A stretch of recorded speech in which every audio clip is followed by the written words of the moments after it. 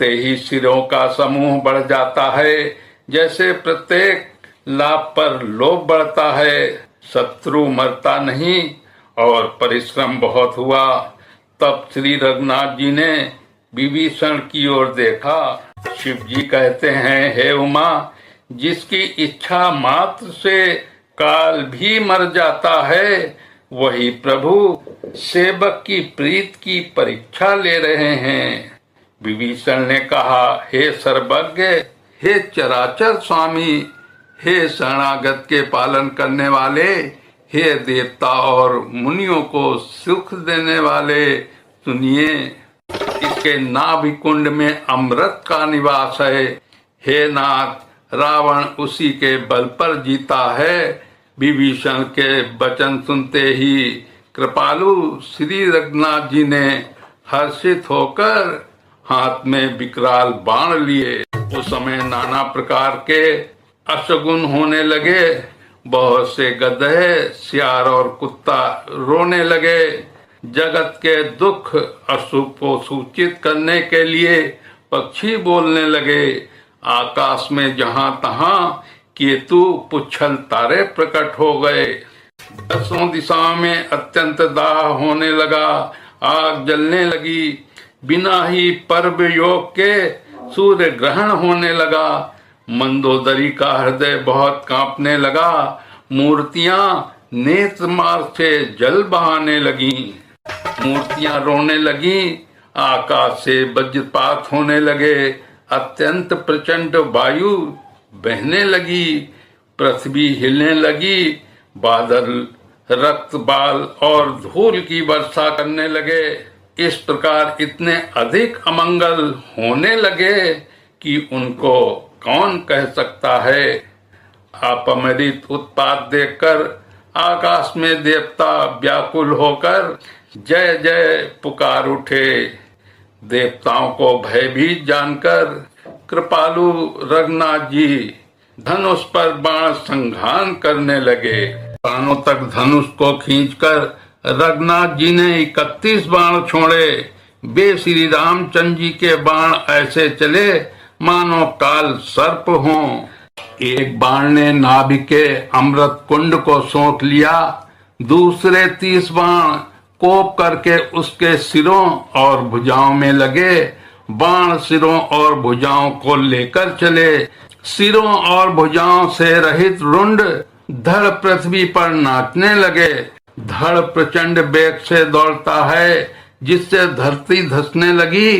तब प्रभु ने बाण मारकर उसके 2 टुकड़े कर दिए। मरते समय रावण बड़े घोर शब्द से गरज कर बोला, राम कहाँ हैं? मैं ललकार कर उनको युद्ध में मारूं। रावण के गिरते ही पृथ्वी हिल गई। समुद्र, नदियां, दिशाओं के हाथी और पर्वत क्षुब्ध हो उठे। रावण धड़ के दोनों टुकड़ों को फैलाकर भालू और बानरों के समुदाय को दबाता हुआ पृथ्वी पर गिर पड़ा। रावण की भुजाओं और सिरों को मंदोदरी के सामने रखकर राम बाण वहां चले जहां जगदीश्वर श्री राम जी थे। सब बाण जाकर तरकस में प्रवेश कर गए। ये देखकर देवताओं ने नगाड़े बजाए। रावण का तेज प्रभु के मुख में समा गया। ये देखकर शिव जी और ब्रह्मा जी हर्षित हुए। ब्रह्मांड भर में जय जय की ध्वनि भर गई। प्रबल भुज दंड वाले श्री रघुवीर की जय हो। देवता और मुनियों के समूह फूल बरसाते हैं और कहते हैं, कृपालु की जय हो, मुकुंद की जय हो, जय हो। जय कृपा कंद मुकुंद द्वंद्व हरन शरण सुख प्रद प्रभो। खल तल वितारत परम कारण कारुणिक सदा विभो। सुर सुमन बरसहि हरस संकुल बाज दुदुम विग्रह गही। संग्राम अंगन राम अंग अनंग बहु शोभा लही। हे कृपा के कंद, हे मोक्ष दाता मुकुंद, हे राग द्वेष हर्ष शोक जन्म मृत्यु आदि द्वंद्वों को हरने वाले, हे शरणागत को सुख देने वाले प्रभु, हे दुष्ट दलन को विदीर्ण करने वाले, हे कारणों के भी परम कारण, हे सदा करुणा करने वाले, हे सर्वव्यापक विभो, आपकी जय हो। देवता हर्ष में भरे हुए पुष्प बरसाते हैं, घमासान नगाड़े बज रहे हैं। रणभूमि में श्री रामचंद्र जी के अंगों ने बहुत से कामदेवों की शोभा प्राप्त की।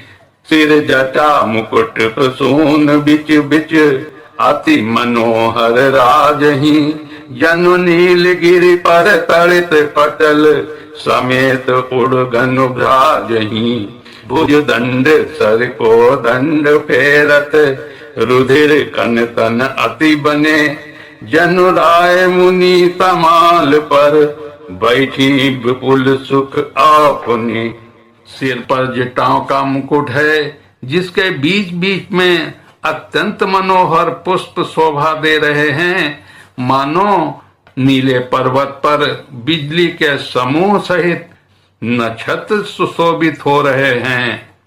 श्री राम जी अपने भुज दंडों से बाण और धनुष फिरा रहे हैं।